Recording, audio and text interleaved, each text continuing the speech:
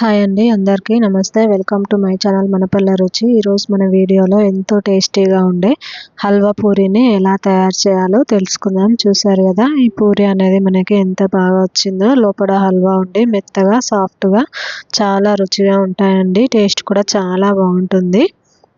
దీన్ని తయారు చేసుకోవడం కోసం ముందుగా ఒక గిన్నెలో 2 కప్పుల వరకు మనం గోధుమ పిండిని తీసుకోవాలి. మీరు కావాలంటే దీన్ని మైదా పిండితో కూడా చేసుకోవచ్చు.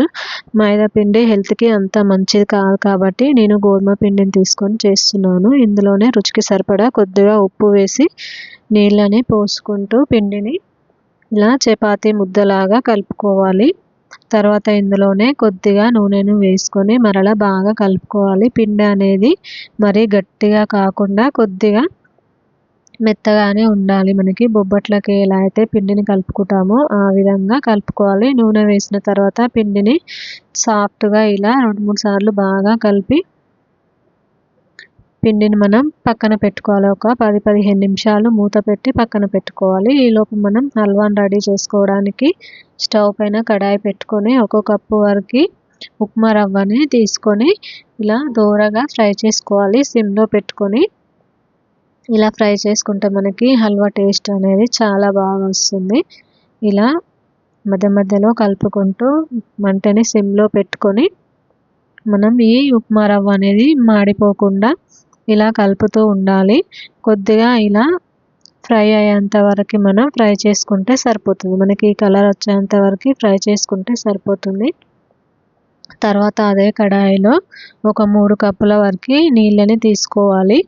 మనం 1 కప్పు ఉప్మా రవ్వకి 1 కప్పు చక్కెర అలాగే 3 కప్పుల నీళ్ళని పోసుకుంటే సరిపోతుంది.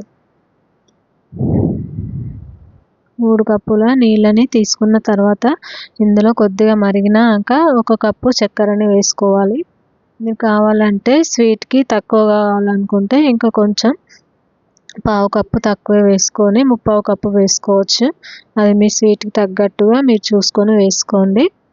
చక్కెర కరిగాక ఇందులోనే మనం ముందుగా ఫ్రై చేసి పెట్టుకున్న ఉప్మా రవ్వని వేసి బాగా కలుపుకోవాలి.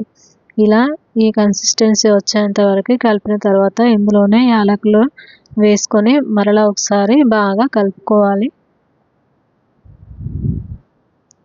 ఇలా ఈ హల్వా అనేది ప్యాన్కి అంటుకోకుండా ఉండేలాగా మంటను సిమ్లో పెట్టుకొని ఇలా కలుపుకోవాలి. మనకి ఈ హల్వా అనేది మరీ గట్టిగా అవ్వకూడదండి.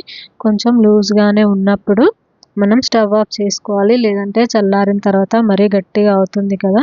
మనకి ఇలా ఉన్నప్పుడే స్టవ్ ఆఫ్ చేసుకుంటే సరిపోతుంది. లేదంటే మరీ గట్టిగా అయ్యి మనకి చేసుకోవడానికి రాదు. తర్వాత ఒక గిన్నెలోకి తీసుకొని ఈ హల్వాని ఇలా చిన్న చిన్నగా ఉండల్లాగా చేసుకోవాలి.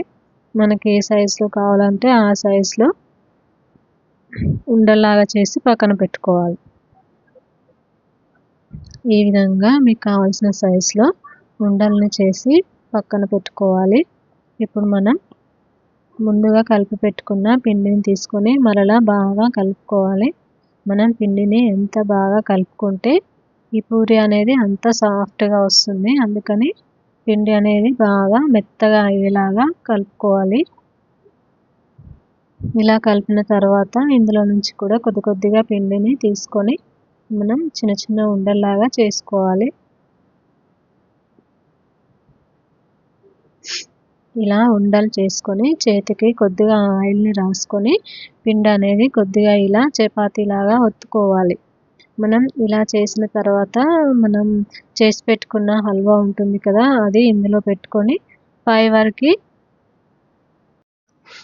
ఈ పిండి ముద్దను అనేది ఇలా చేసుకొని మనం ముందుగా రెడీ చేసి పెట్టుకున్న హల్వా ముద్దను కూడా ఇందులో పెట్టుకొని పిండిని కొద్ది కొద్దిగా ఇలా పైకి అనుకుంటూ హల్వా అనేది బయటకి రాకుండా ఒత్తుకోవాలి. ఇలా మిగిలిన పిండి ఏమైనా ఉంటే తీసివేసుకోవాలి. ఇలా ఈ విధంగా వీడియోలో చూపించిన విధంగా చేసుకోవాలండి. ఇలా మిగిలిన పిండిని తీసుకొని పక్కన పెట్టుకోవాలి. ఇలా హల్వా అనేది బయటకి రాకుండా ఒత్తుకొని ఒక ఆయిల్ కవర్ని తీసుకొని చేత్తోనే ఇలా బొబ్బట్లలాగా ఒత్తుకోవాలి. ఇవి మరీ పల్చగా చేసుకోవద్దండి, అంత టేస్ట్ రావు. కొద్దిగా మందంగా ఉంటేనే మనకి పూరి అనేది పొంగుతూ టేస్టీగా ఉంటుంది. ఈ విధంగా చేసుకుంటే సరిపోతుంది. ఇప్పుడు డీప్ ఫ్రై చేసుకోవడానికి స్టవ్ పైన కడాయి పెట్టుకొని డీప్ ఫ్రైకి సరిపడా ఆయిల్ని వేసుకోవాలి. ఆయిల్ అనేది బాగా వేడయ్యాక అందులో మనం చేసి పెట్టుకున్న పూరీని వేసుకోవాలి. పూరి వేసిన వెంటనే తిప్పకుండా ఇలా పూరి అనేది పైకి తేలేంత వరకు ఉంచి రెండొక వైపుకి తిప్పుకోవాలి.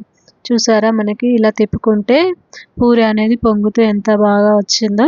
ఇలానే రెండు వైపులా తిప్పుకుంటూ మంచి కలర్ వచ్చేంత వరకు ఫ్రై చేసుకోవాలండి. అంతే అండి, ఎంతో టేస్టీగా ఉండే హల్వా పూరి అనేది రెడీ అయిపోతుంది. చూసారా, పూరి అనేది ఎంత బాగా పొంగుతుందో. ఇలా మందంగా చేసుకుంటే పూరి అనేది ఇలా పొంగుతూ మెత్తగా సాఫ్ట్గా వస్తాయి. మీకు కనుక ఈ వీడియో నచ్చినట్లయితే లైక్ చేయండి, షేర్ చేయండి, కామెంట్ చేయండి. మరిన్ని మంచి వీడియోస్ కోసం మా ఛానల్ మనపల్లె రుచి సబ్స్క్రైబ్ చేసుకోండి.